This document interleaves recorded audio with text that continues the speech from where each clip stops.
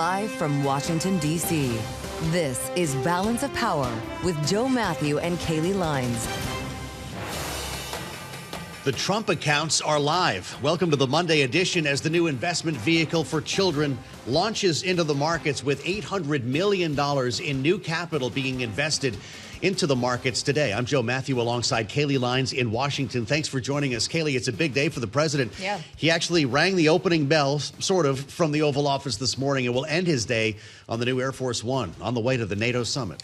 Yeah, the bell was rung in the Oval Office, a bell that apparently he wants to keep there, but it was a big deal. The heads of both the New York Stock Exchange and the NASDAQ were there in the room for this occasion. But you're right, that's how the president started his day. He will end it aboard the new Air Force One on its first international trip as he heads to Turkey and the NATO summit, where it is expected that defense spending among the NATO allies is going to be top of the agenda. So, too, will the war between Russia and Ukraine after the president this weekend spoke to leaders of both of those countries. You wonder how this is all going to play out, because you know he's watching that World Cup game on the jet tonight, right? Well, he's going to be up all night rolling into NATO meetings tomorrow. These could be actually very compelling sessions, though, Kailey, with the prospect of a meeting with President Zelensky as well. It's been a horrible time in Ukraine with another massive bombardment from Russia last night. And, of course, the president who spoke to not only Zelensky but Vladimir Putin over the weekend. Yeah, so we'll see if anything material is able to come from that meeting. But to your point on what the president may be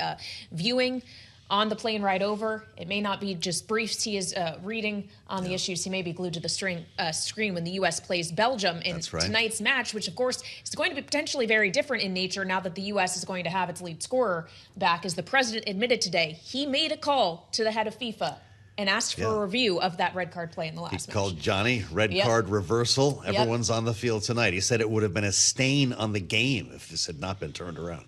Yeah, so there's a lot of opinions about this one, and we'll get into that a little later on this hour and get the take of our political panel as well. But we have to begin, as always, with a check on the markets. And to do so, we turn to Charlie Pellet up in New York. Hey, Charlie. Hi, thank you very much. And here's what's going on. We do have the Dow Jones Industrial Average. We'll call that little changed on the day. Was positive briefly just a couple of minutes ago, but right now it is holding in the red, down 8 points, drop there of under 1/10%.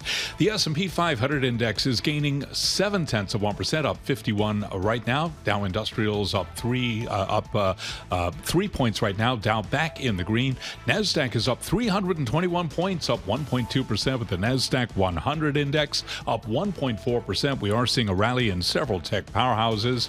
The SOX, the Philadelphia Stock Exchange Semiconductor Index, surging now by 3.1%. The 10-year at 4.48%, with the 2-year 4.12%. Spot gold down $23 the ounce, drop there of 0.6%. Oil, West Texas Intermediate crude now down 0.5%, has been bouncing around today. WTI 68.34 a barrel. 2 super tankers hauling Saudi crude are now heading to the U.S. for the first time since February, a step in normalizing global energy flows after the reopening of the Strait of Hormuz. Right now, we do have the oil majors trading lower. ExxonMobil is down 0.3%. Chevron shares down 0.8%. ConocoPhillips lower by 1%. For on-demand news 24 hours a day, subscribe to Bloomberg News Now wherever you get your podcast. I'm Charlie Pellet. Joe and Kailey, that is a Bloomberg Business Flash.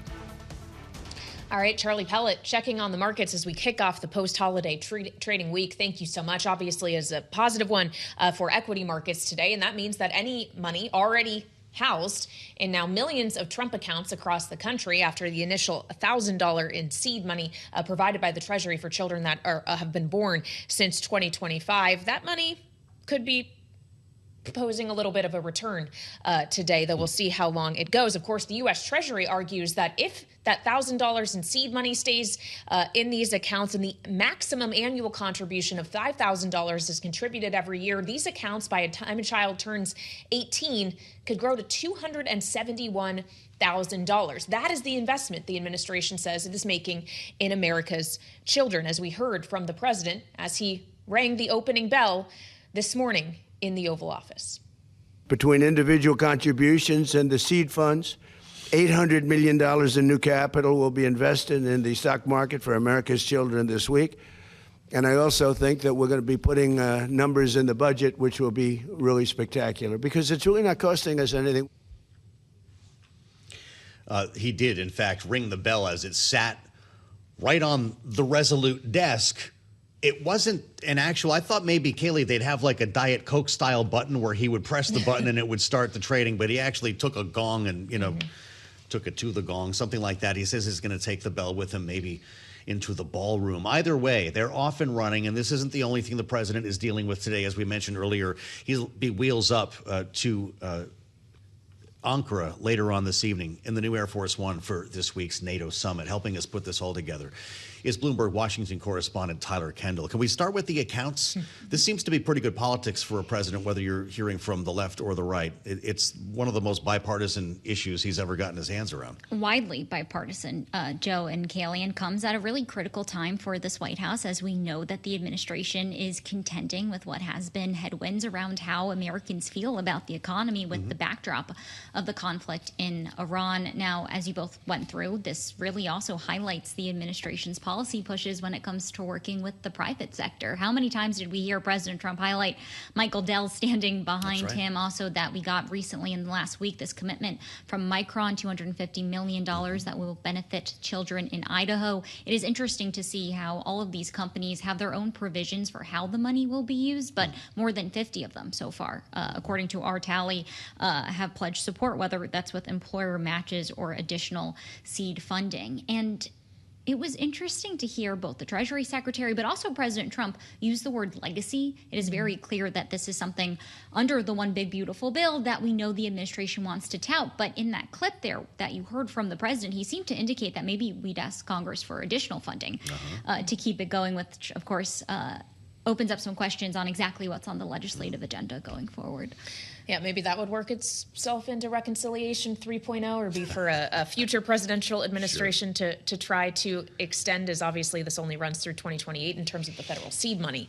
That is. Domestic politics aside, while this may be a win for the president, his focus is going to shift to foreign policy pretty quickly, like by tonight as he boards the plane for the NATO summit. Tyler, knowing he spent time over the weekend speaking with the presidents of both Ukraine and Russia, does that suggest that he's going to want to see or have that top his priority list at this summit? So we had actually heard from the president back at the G7 summit, where he openly told reporters that if they're able to get the Iran situation under control, I believe was his wording, then perhaps there can be some renewed focus when it comes to Ukraine. We know certainly our European allies would like to start to draw more attention there, considering the talks at this point have all but stalled between Russia, Ukraine, and the U.S. Perhaps we could see a push to help jumpstart those talks. We also know that the Ukrainian president, in his now confirmed bilateral meeting with President Trump, is going to have some pretty specific asks when it comes to additional security assistance, including the potential for another Patriot missile battery, something that has been a relatively contentious issue here in Washington. As Joe mentioned at the top of the program, we saw this bombardment from Russia, which really exposed Ukraine's gaps in their air defense systems overnight. Well, there's a lot more to talk about there, of course, on both of these fronts, Tyler, whether it's the accounts, whether it's NATO. The president coming off of this holiday weekend, is he going to be watching the game tonight on the plane? Because this is going to be a point of controversy that actually follows him. Belgium, incidentally, is paying 2%, not 5%. In its defense spending to NATO, and the president will surely be ready to call them out. Yeah, I mean, everything is diplomacy at this point. Perhaps this is soccer diplomacy. We'll have to see where it goes. No doubt defense spending will be at the forefront of the conversation. It's going to highlight, really, and underscore everything that we're going to talk about in the next few days. You had the NATO Secretary General Mark Rutte just earlier today saying that he is demanding, that was the word, our allies to put forward some more concise plans when it comes to how they will boost defense spending. As you both know, 5% by 2035. That is the goal from this White House. Our analysts at Bloomberg Economics say the top 5 European economies are at 2.5%, but they caution a lot of countries are not on track to meet that higher, more lofty goal. All right, Bloomberg's Washington correspondent Tyler Kendall, thank you so much. Of course, Joe and I spoke with the Secretary General just a few weeks ago after his Oval Office meeting with President Trump, and he told us that it's really about the defense industrial base. You can only invest the money and spend it so quickly because there's so much that needs to happen in terms of the ability to actually ramp up that portion of it. That said, it hasn't stopped the Secretary General and the President from demanding more of the members of NATO. The President, of course, repeatedly for months has been talking about other countries need to spend more and that he was disappointed with them for not stepping up to help the United States in the Strait of Hormuz, specifically in the aftermath of the operations being launched in Iran. This is what the President said over the course of March and April about the alliance. We're very disappointed with NATO because NATO has done absolutely nothing. They don't want to help us defend the strait, and they're the ones that need it. I'm very disappointed in NATO. We pay trillions of dollars for NATO, and they weren't there for us. He feels that they weren't there for the United States. So how does that color his travels and the summit ahead this week? For more, we turn now to the former U.S. ambassador to NATO during the Obama administration. Ambassador Ivo Daalder is back with us on Bloomberg TV and radio. Ambassador, it's good to have you. As we consider what will come of this summit in Ankara, knowing that the president himself has suggested he's really only attending as a favor to Turkish President Erdogan, who he has a good relationship with, where would you set the bar? What is a good outcome for the alliance here, knowing how fragile the alliance with the United States seems to be in particular? Well, to be frank, I think the bar is pretty low. Basically, that the meeting happens and that nothing extraordinary comes out of it. Much like the meeting a year ago when NATO agreed to this 5% target by 2035. There will be some review about how NATO countries are doing when it comes to spending. By the way, the United States doesn't spend 5% of GDP on defense. It's important to point that out. There are NATO countries who are spending more as a percentage of GDP on defense than the United States. That said, I think what everybody is hoping for is that it will be a quiet meeting, much like the G7 a few weeks ago. Perhaps some good news on the question of support for Ukraine, but no real fireworks. That is now where the bar is set. We're now no longer looking towards NATO or these summit meetings to fundamentally change the direction of the alliance. The best thing that can be hoped for is that the alliance lives another day. Well, you are right. I think we're paying about 3.6%, if my figures are correct, Ambassador. What do you make of the post? There were several of them that the president made on Truth Social about NATO ahead of the summit. This one from late yesterday, he writes, ridiculous for the USA to continue along this one-sided path when the relationship is not reciprocal. They were not there for us. 3 exclamation points. Doesn't that say everything? How do you have a meeting after that? Why even go? Well, I mean, as he said, he's going because President Erdogan, his good friend, asked him to. This is the same president who, of course, is putting his opposition in jail and putting them on trial for trumped-up reasons. I mean, clearly, the president doesn't really understand how NATO works. This isn't about whether the European countries should be helping the United States when it comes to Iran and war in which they were neither consulted nor were asked to participate until after the fact and after it took place. And it ignores all the other ways in which the European countries are bolstering American security. First and foremost, the war could not have happened with regard to Iran without the support of basing structures that exist in Europe, most of which were available for the war against Iran, for refueling of airplanes, and in many cases for launching bombers, strategic bombers, as they did from the UK. So the idea that NATO and Europeans didn't participate, quote, weren't there for us, just ignores a fundamental geographic reality. More importantly, our allies, of course, have been there for us. NATO has invoked in its entire 77-year history Article 5, the collective defense commitment, one time, which is when the United States was attacked by al-Qaeda terrorists on September 11, 2001. At that point, NATO not only invoked Article 5, it participated in military operations, including in Afghanistan, at great sacrifice in blood and treasure. More than 1,000 European allied countries' lives were lost in this war, which was not a war that the United States, that they wanted to fight or was even important for their national interest. It was what they did because of allies. And unfortunately, the president has fundamentally decided that what NATO is about is who pays how much, And secondly, whether they will do what the United States want them to do. As he said, all he cares for is loyalty. That's not the basis of an alliance. It's a shared interest in the security of the North Atlantic area. When it was threatened on September 11, the Europeans were there. And the hope that the Europeans now have is when it is threatened, as it is today, by Russia, the United States will be there. Well, let's talk more about that, Ambassador. As Joe and I mentioned, we know that the president did speak with both Vladimir Putin and Volodymyr Zelensky over the weekend. There will be a bilateral meeting with Zelensky at the summit this week. When the president has repeatedly suggested that he does think both sides want to see a negotiated end to this war, is the time actually ripe for that? What would be different about the circumstances both Ukraine and Russia now find themselves in compared to when we've had head fakes on this previously? Yeah, so the time is getting riper, so to say, because Russia is on its back foot. Its offensives on the ground in Ukraine have stalled. In fact, are starting to be reversed slowly, but nevertheless reversed. The cost that the Russian soldiers on the front line are undergoing is extraordinary. About 35,000, just remember, 35,000 dead or seriously wounded each and every month.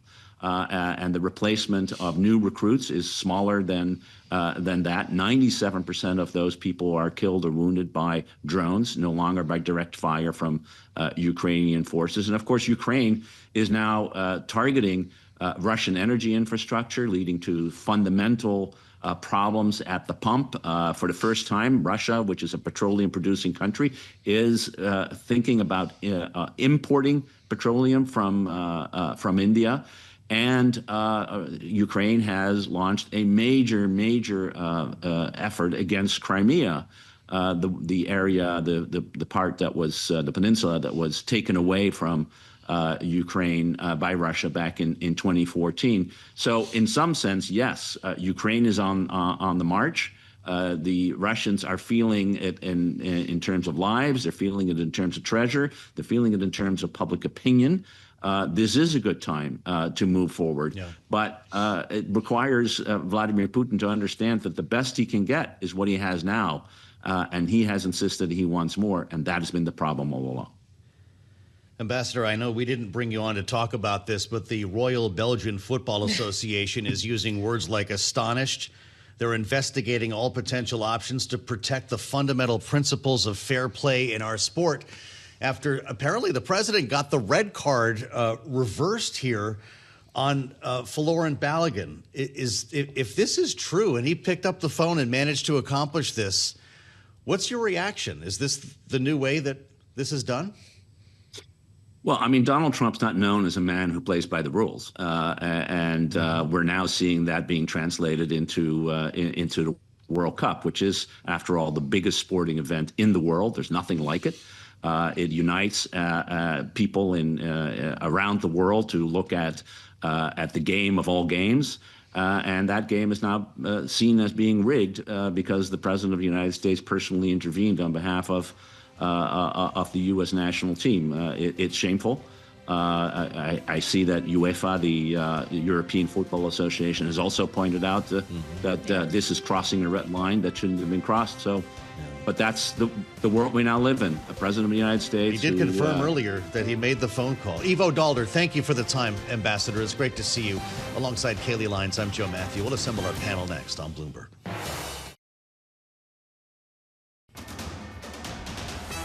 It's 1:21 on Wall Street. We do check markets all day long here at Bloomberg. We have got the Dow, the S&P, NASDAQ all advancing. Dow Industrials back in the green. The big story, though, the surge today in the stocks. The Philadelphia Stock Exchange Semiconductor Index up now by 3%. Techs are rallying.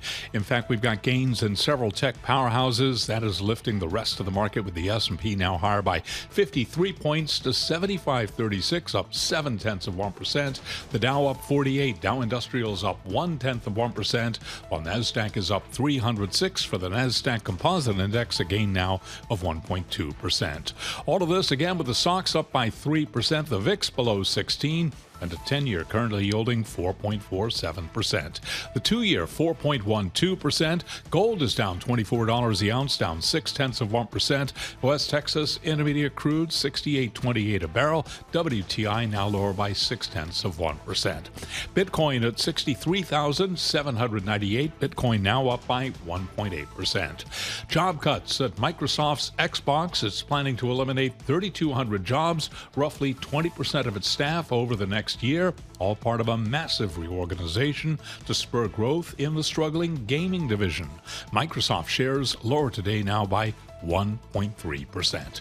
Recapping, stocks higher. S&P up 54, up 0.7. The stocks now higher by 2.9%.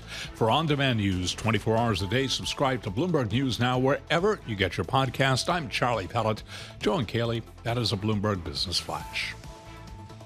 All right, Charlie Pellet, thank you so much. Markets back open for trading after the long holiday weekend. Of course, here in Washington, we're still recovering from the 4th of July festivities, the semi-quincentennial, and all of the poor air quality that came in the aftermath of those celebrations. But the celebrations maybe will continue depending on the outcome of tonight's match between the U.S. and Belgium. Yes, I would imagine a lot of people will be staying up late for this one, just like they had to stay up late to watch the fireworks on Saturday night. And of course, the game may be influenced by the fact that the star forward for the U.S. men's national team, Valerian Balogun, is going to be playing. He was supposed to be suspended for this game, remember, because of the red card in the last match, and many people, fans of the U.S. national team, thought that the ref made a bad call. I understand this. I think refs make bad calls all the time. I yell frequently at my TV. The problem is I'm but a humble journalist. I have no power to influence the situation. Apparently, someone did have power to influence the situation, though, and that would be President Trump, who said today, confirmed that he did indeed call the head of FIFA, Gianni Infantino, and asked them to review that red card play. So I saw the play, and I'm a person that loves sports and was a good athlete, and I understand sports really well. And that wasn't a foul. That wasn't even an infraction. That was two guys running full speed that happened to crash into each other. He didn't do anything wrong, and he's our best player or one of our best players, a very vital player, and he gave him a red card. But how do you penalize him for a game that hasn't been played yet? It's very unfair. You can't do that. So, yes, I asked for a review by FIFA.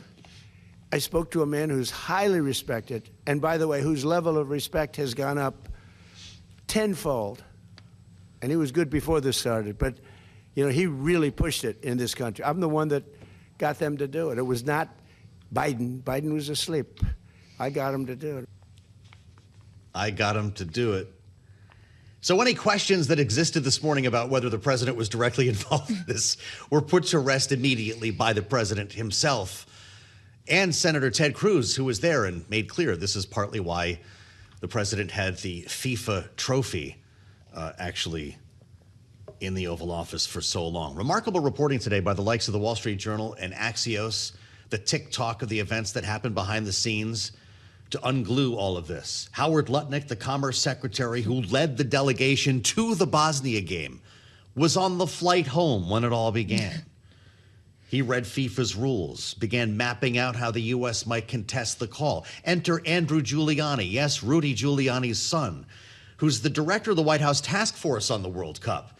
He started calling the lawyers and supporters to pressure FIFA, all setting up the president for this eventful phone call that he just described, knowing, of course, that he's good friends with Johnny, as he likes to call him. And so we wanted to get to this, at least the political aspects of it. But before we bring in our political panel, we want to get to the real sports here of the matter with Randall Williams, Bloomberg News Business of Sports reporter. He's with us from World Headquarters in New York. And Randall, I love that you're on the program. We're big fans of yours. I never thought we'd actually have a reason to meet. What do you think of all of this? What's going through your head, and how much of an international incident did the president just set up for tonight?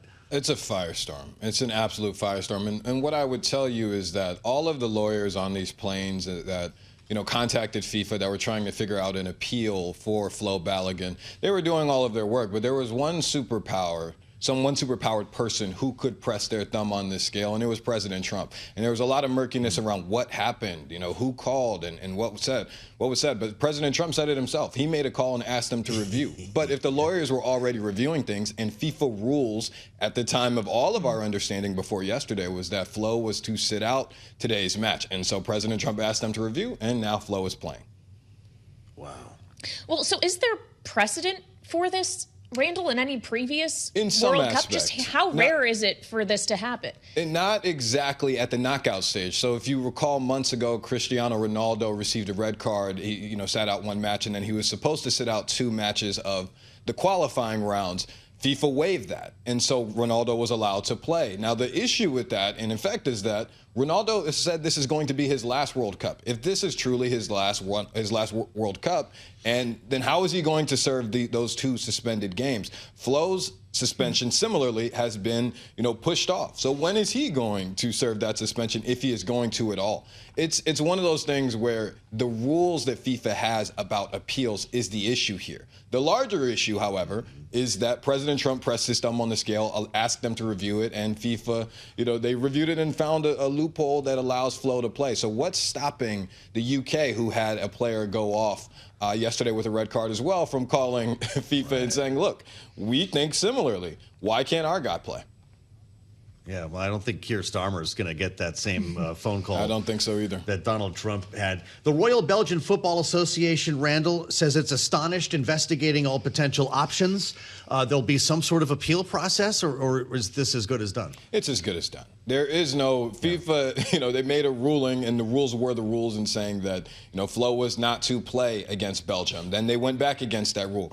I think we would all be astonished if Flo was not going to play today. I expect him to. I think the world should expect him to. But the global, soccer ecosystem is at a loss for words. They have never seen anything like this, and it just begs the question as to what the rules are and who can press for what. Indeed, it does. Just quickly, Randall, 30 seconds. You saw the play. Did it deserve a red card, in your opinion? By the rules, yes. Now, I think the rules are bad. I think that if it's incidental contact, that it shouldn't, you shouldn't have to sit out. Now, do I think that President Trump should have pressed his thumb on the scale? Absolutely not. Wow. All right, that's the take from Randall Williams, Bloomberg Nice Business job, of Sports Randall. reporter. Really appreciate you joining us live Thank from you for World having me. Headquarters in New York. And let's get the take of our political panel as well as we assemble Lester Munson, a Republican strategist and principal of the international practice at BGR Group, alongside Jamie Jackson, Democratic strategist, former senior counsel to House Majority Leader Steny Hoyer, and founder of Vantage Global Media. Welcome to you both. Lester, I got to come to you on this one. Is the president using his power here for good, or does this serious concerns as these matches move forward? Kailey, this may be the most popular thing he's done all year. There is no rule against calling the head of FIFA. I think the head of FIFA likes hearing from heads of state. In fact, Keir Starmer, who was mentioned earlier, called about the timing of England's match yesterday. So this is something FIFA does. We're the home team. I know something about sports too. The home team is supposed to, get a little bit of an edge here. Good for President Trump for calling. The penalty seemed way out of bounds. And don't you want to have the best players play against the best players? I think everybody wins here. I really don't understand why this is a problem. What do you think about this, Jamie? Are you glad your president picked up the phone and took action here? I agree with Les. This definitely unified American soccer fans. But ultimately, I think the president should get out of this one. Regardless of what happens, whether the U.S. male team wins, it's always going to be a stigma as to whether or not there was a fairness issue with regard to this call. And so personally, I think they should have played with one less man and moved forward, because I think the fact also that the game is happening in North America, it makes this look even more untoward when you have the president putting his finger on the scale. So I think he should have stayed out of this one. But to Les's point, I definitely think this may have unified athletes and soccer fans. Well, and perhaps unified the Belgians against the U.S., at least for this. Oh, we just got a headline from FIFA, a statement. FIFA has rejected Belgium's appeal on Balogun's red card. So we were just talking about this with Randall, that there was potentially an appeal process, but apparently that appeal will not go forward, and he will be playing this evening as planned. So that's incredibly timely news. But let's talk about the Belgians or the Europeans, as the European Football Association. Lester obviously has taken issue with this, knowing that the president is about to head not to Brussels, where NATO is headquartered, but to the NATO summit in Ankara. Is this going to create any issues diplomatically? Yeah, which international organization is he disrupting more? Is it NATO or is it FIFA? I think that's the big question of the week. A lot of the things President Trump has done with respect to NATO are positive. He's causing member states to increase their defense budgets and related budgets for intelligence and things like that. That's a good thing. Some of the rhetoric's over the top, and clearly our allies are not thrilled with what happened over Greenland last year. So there are some issues here to be sorted out. President Trump remains the center of attention now of the soccer world and NATO world. I think he's exactly where he wants to be. We'll see how this kind of plays out with American voters come November. But I think you do have to give President Trump some credit here for being the man of the week, for sure. How quickly we forget Greenland. Jamie, will there be takeaways from this NATO summit, or is the whole point not to make news? This may be another U.S.-China summit where there's a lot of big rhetoric, but unfortunately not a lot of tangible takeaways. I mean, it's my hope that the president goes in and reaffirms the U.S. commitment to this longstanding partnership. I mean, even the own Secretary of State, Marco Rubio, put forward legislation to block any U.S. president from leaving NATO without congressional approval. And so the president may be alone with regard to tension with NATO, but I'm hoping that he's there to really get some serious business done. Talks with Ukraine and Russia need to continue. There needs to be more security cooperation dialogue around normalizing shipping in the Strait of Hormuz. And the president also has kind of some of these one-off tensions, what we saw with the Prime Minister of Italy saying that she needs a restraining order. So I hope the president can put some of his personal issues aside and really get some business done while he's over there in Turkey. All right, Jamie, thanks for a great panel, both of you. Jamie Jackson, Vantage Global Media, Lester Munson, BGR Group, and Kailey, we're hearing again from FIFA. Apparently, the Royal Belgian Football Association was not party to proceedings and has no standing to appeal. I think we are done here. The game starts at 8 o'clock. Yep, on procedural grounds, FIFA rejects the appeal, and Balogun will be playing tonight against Belgium. Belgium is a match we're all going to watch. Meantime, you should keep watching us here on Bloomberg TV and listening on radio.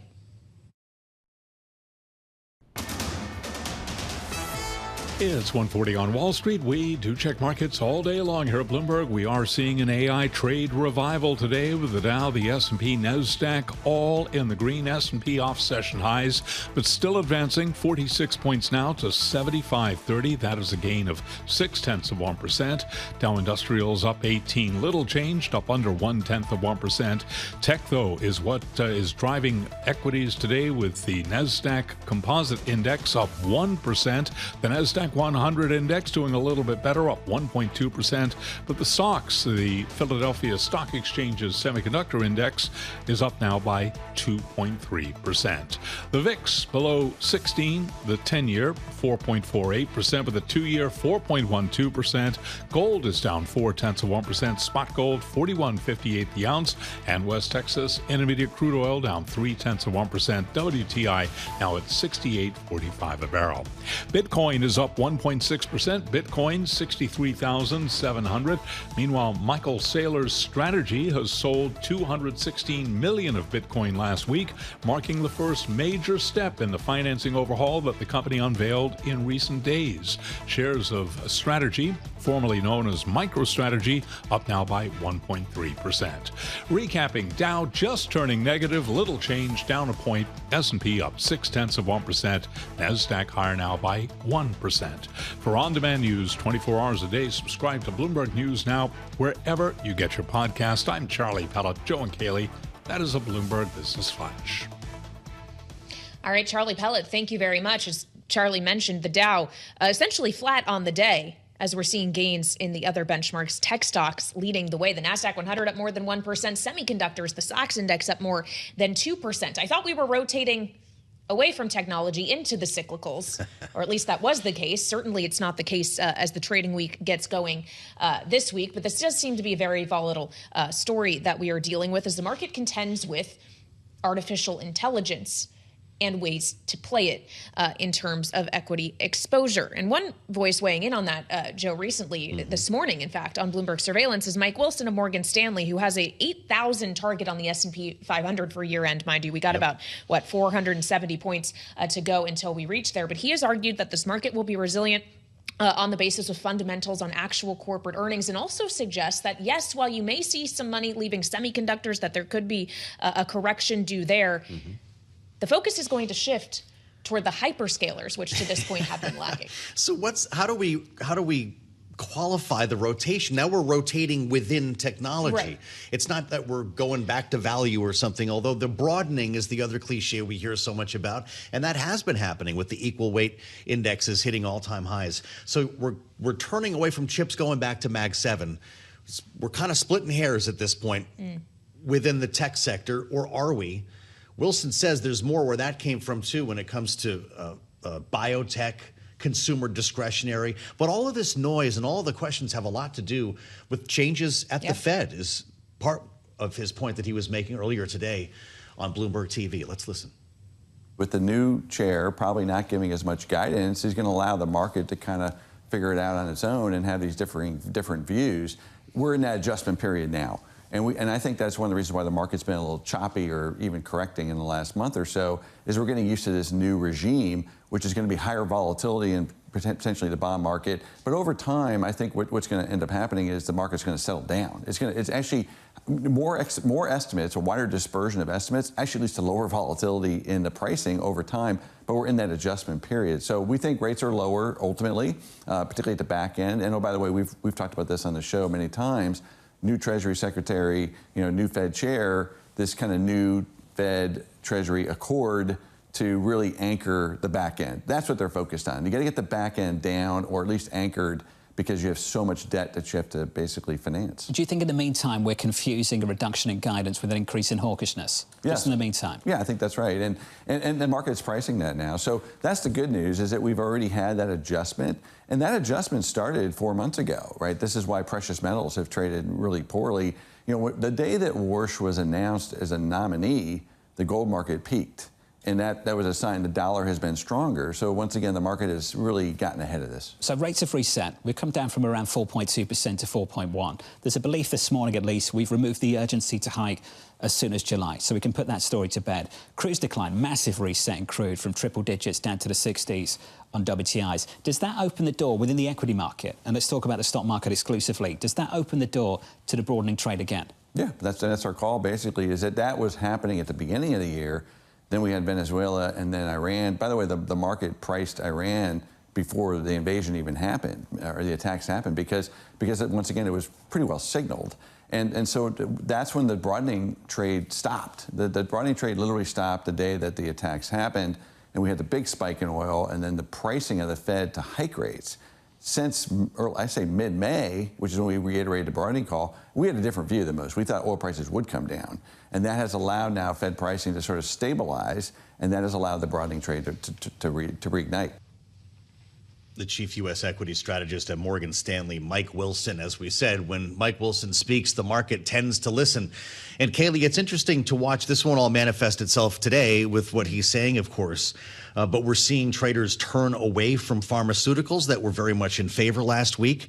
Financials are mixed. And sure enough, we are seeing the hyperscalers snap to attention in some cases. Amazon's got a bid, so does Alphabet. And sure enough, we're seeing some weakness in the chips. So we're certainly witnessing this rotation. Whether it sticks, I guess, is another question. Yeah, as the story on Monday feels very differently than the story when we were ending this week. We have seen a lot of volatility in these markets, certainly, even if the bias does seem to be mostly in the upward direction. And this is something we hear frequently about from President Trump, who continually, almost every time he speaks, touts the gains we've seen in the equity markets and were facing questions around his own financial dealings. Remember, 21,000 trades that those who manage his money on his behalf that he says he doesn't directly communicate with, 21,000 trades made in 2025. And when he was pressed about it, he just suggested, look, everybody is riding this tide, but it's not just him. Thank you very much, President Trump. Yeah, exactly. How's your 401k doing? A refrain we often hear. That's Although now correct. It's not just 401ks either. It's potentially Trump accounts too. That's right, which is why the president was ringing the opening bell or simulated ringing the opening bell from the Oval Office this morning. And that's going to be hundreds of millions of dollars invested in this market, something that we wanted to talk to Joe Lavorgna about. And we're going to connect with him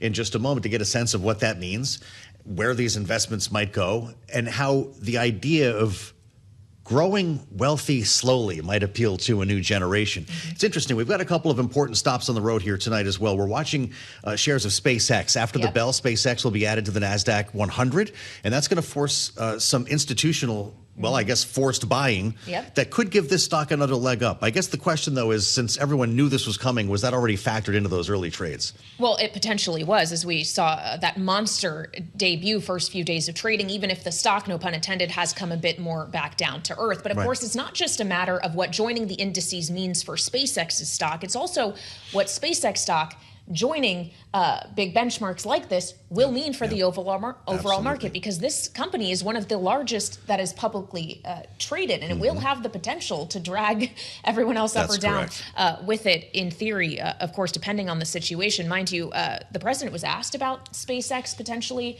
making its own contributions to Trump accounts in the Oval Office, and I guess maybe things aren't finalized with Elon Musk on that. That is something that's being discussed, as we understand. And when you think about the point that Mike Wilson was making too, toward the end of this week, we could have some additional volatility when SK Hynix goes forth with a U.S. listing. This is one of the three memory makers that we spend so much time talking about, traded in Korea.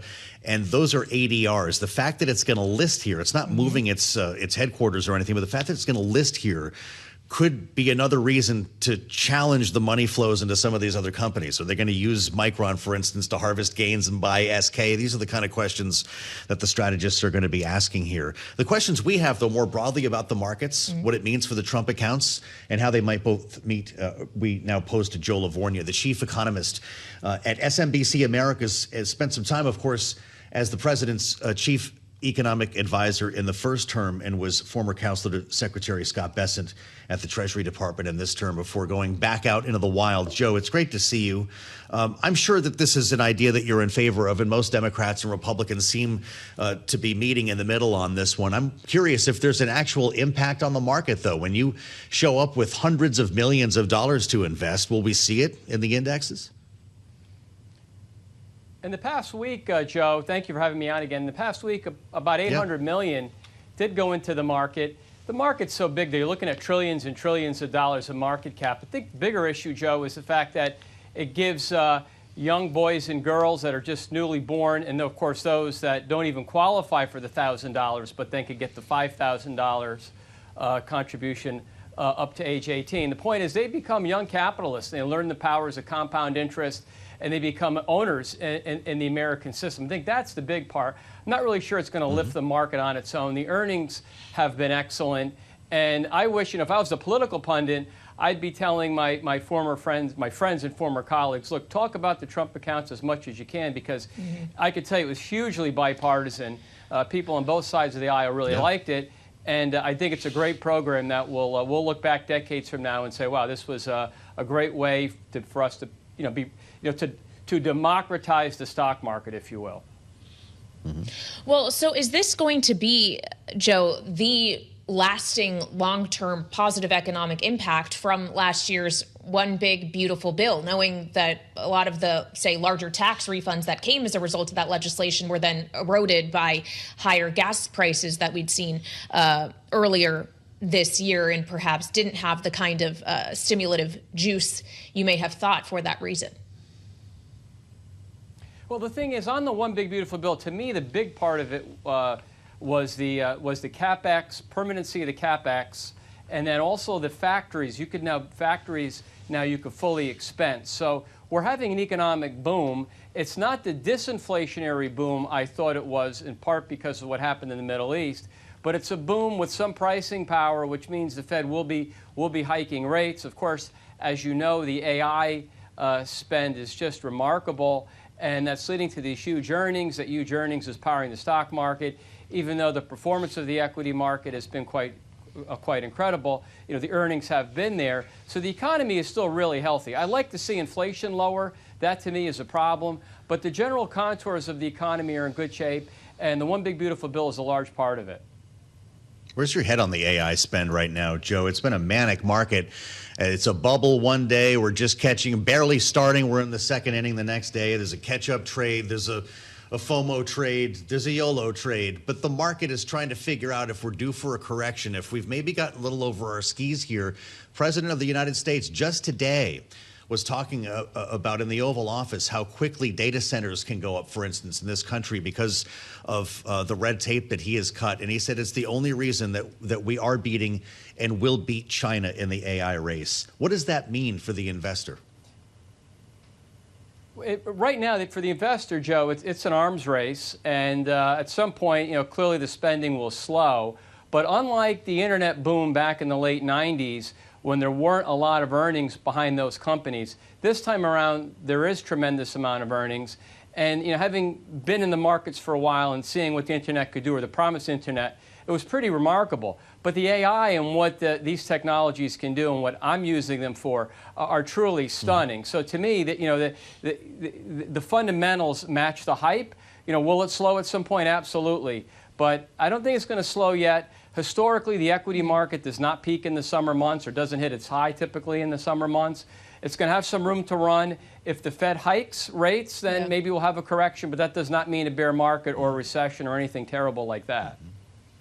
If the Fed hikes rates, Joe, and you told us last time you joined us that you did think that maybe in the cards for this year, that certainly rate cuts were not going to be something the Fed would be able to pursue. In the aftermath of Thursday's jobs report, are you feeling as confident around the hike idea? Yes, I do. I mean, Kevin Warsh was clear that they're not going to look at one data point. They're going to look at trends. Unfortunately, the inflation trends aren't great at the moment. But even in July, I don't expect the Fed to hike in July. You know, Bloomberg has the probabilities at about 25%. What's interesting, and what I'm sure Kevin will tell the president, is that if he does raise rates, he may actually get lower long-term rates in response to higher Fed rates. And we know that because when the market was selling off this spring, break-even rates were rising and real rates were rising. But recently, when the market started to come around to view the Fed's going to hike rates, you know what happened to break-even rates? They've come down. So if the Fed hikes and keeps credibility, those longer rates, and that's what the president and what homeowners and businesses care most about, they may actually fall. All right, we'll leave it on that note. Joe Lavorgna, of course, former official at the Treasury Department in the second Trump term, now chief economist at SMBC Americas. Thank you so much for joining us on this early edition of Balance of Power. Of course, we'll be back for more on the late edition. We'll just bring us closer to the start of the match between the U.S. and Belgium. Just got to bring it around to this story. Yes, the president called FIFA, and yes, the red card is overturned. It will not be appealed. That's true. We'll be watching at 8 o'clock tonight. I'm guessing the president will as well from Air Force One. This is Bloomberg.